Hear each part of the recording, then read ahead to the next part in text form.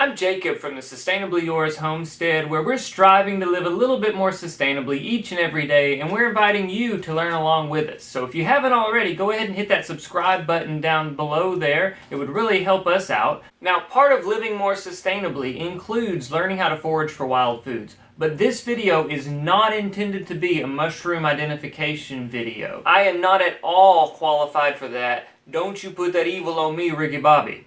Instead, what it is intended to be is just one example of how I've used a wild mushroom called the black staining polypore in my kitchen. So before you go trying this recipe or eating any wild mushroom, a few things that you need to keep in mind. Number one, make sure that you have positively identified that mushroom. If you are not an expert, then you need to have it identified by an expert. If you're a beginning forager, you need to, number one, you get yourself some identification books or some resources to read and compare pictures. And number two, before you ever eat anything that you forage on your own, you need to find yourself a good local expert who will take you out into the field and show you things. Not only show you what is edible, but make sure, more importantly, they show you what is not edible. And then, even after you have positively identified something as edible, it's important to know that not everybody can tolerate the same foods, especially when it comes to mushrooms. Sometimes you can get a hold of a mushroom that is edible, but your particular body just won't tolerate it and it's going to make you sick. So anytime you're trying a new mushroom for the first time, always cook it very well. And also, try just a little bit of it at first. Give yourself about 24 hours to see if your body reacts to it. So stay tuned, because right after the bump, I'm going to show you how I cleaned and prepped my very first specimen of Myripolis samstinii, the black staining polypore, for use in my kitchen.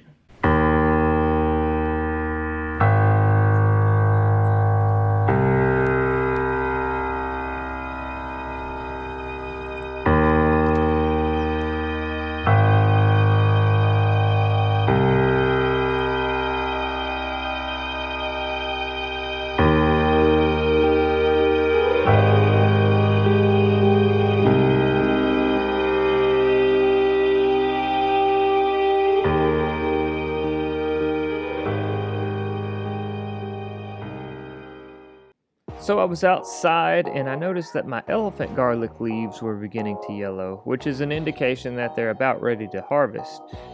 But as I got closer, I started to notice that something was a little bit off about it. And then I found this giant clump of mushrooms growing kind of right in the middle of all of the garlic.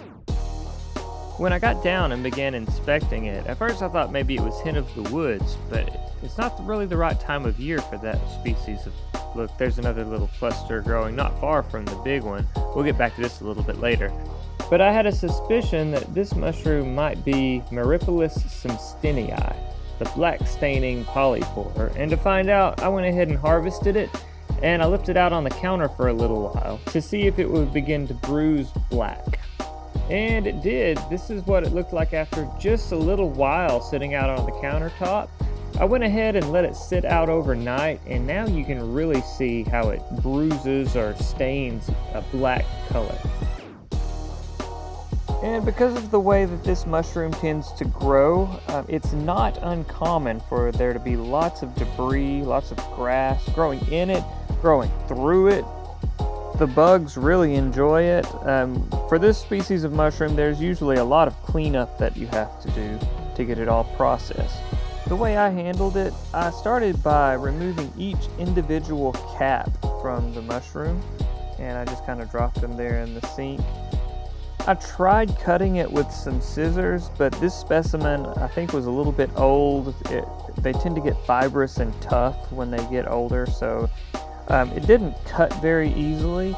I found that it was a lot easier just to take it and kind of peel it down in the same direction as the fibers. Unfortunately, that is kind of an indication that this mushroom is probably too tough to eat. If you catch them young enough when the edges are tender, you can cut those pieces off and make a jerky out of them. As you can see, this one's already a little bit too tough for that. In a young specimen, you can also take the middle section of the cap and grind it up or put it in a food processor and make a ground beef substitute. But again, this one is too fibrous for that. So instead, we're just going to throw this whole thing into a stock pot and make some mushroom broth or mushroom stock.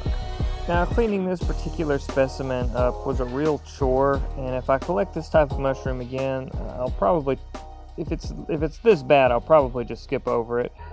But the first thing I did is I pulled out as much of the grass and the leaves as I could, and then I began to peel each individual cap down in the same direction as the fibers were running. It peeled apart very easily that way. And as I peeled everything apart, I just kind of pulled away any debris that I could see there without paying too close attention to it. We're going to have to go back and clean them up a little better here in just a minute. But this one was growing in a spot in my yard. I had avoided mowing. I had some wild elephant garlic growing there, and I didn't want to mow it over. And I think that's probably one of the reasons why this particular specimen is as dirty as it is. And do be on the lookout for slugs. These mushrooms tend to grow from ideal slug habitat. So you may find a few of them there in between the folds and crevices of the caps. But once we get this whole thing broken down, I'm going to go ahead and plug the drain, run a little bit of water, and we're going to dump some salt in there, make a nice concentrated salt water solution. We'll use this to kind of do our final cleaning on these mushrooms. I'm going to pick through them, remove any debris that I can, and then we're just going to toss them over into the salt water solution there. And this is going to be the final stage in our cleaning process. I'm just going to go through and pick out any debris that's left over, any grass that's grown in through the caps. I'm going to brush off any dirt that's on there, which is kind of hard to see because, again, these things stain black, so it's hard to tell what's a black stain and what's dirt. But with a little bit of time and a whole lot of patience, I was able to get pretty much all of them cleaned up. Anything that I wasn't able to clean up to my satisfactory, I just threw it out. But notice what my hands are beginning to look like. I didn't know this going in. I figured that they called it the black staining polypore just because the mushroom itself turns black when it's bruised. However, I learned the hard way that it can stain your hands too, and it is a strong stain that doesn't go away for several days. It gets up under your nails and all of that stuff. So if you're going to try messing with this mushroom, I would recommend maybe using some gloves. Well, I ended up with about 4 pounds, a little over 4 pounds of this mushroom, and I knew it was going to be several days before I had a chance to make my mushroom stock. So to store it, I put it in some gallon Ziploc bags and just put it in the freezer. This is one of the few mushrooms, edible mushrooms, that you can store in the freezer. I don't know if I would have done this if I had planned on making my jerky or ground beef substitute. I don't know how the texture would hold up in the freezer. But since I knew that this was just going to be going into the stock pot, I wasn't too concerned about the texture. So into the freezer it goes. About 2 gallons of the stuff. Thank you for watching this video. I hope you've enjoyed it. If so, please be sure to smash that thumbs up button, subscribe, leave us a thoughtful comment, and if you're interested in finding out what we're about to do with this mushroom, or if you would just like to follow along as we continue to try and turn our home into a homestead, then be sure to ring the notification bell so you'll know when to be back for more daily, sustainable living.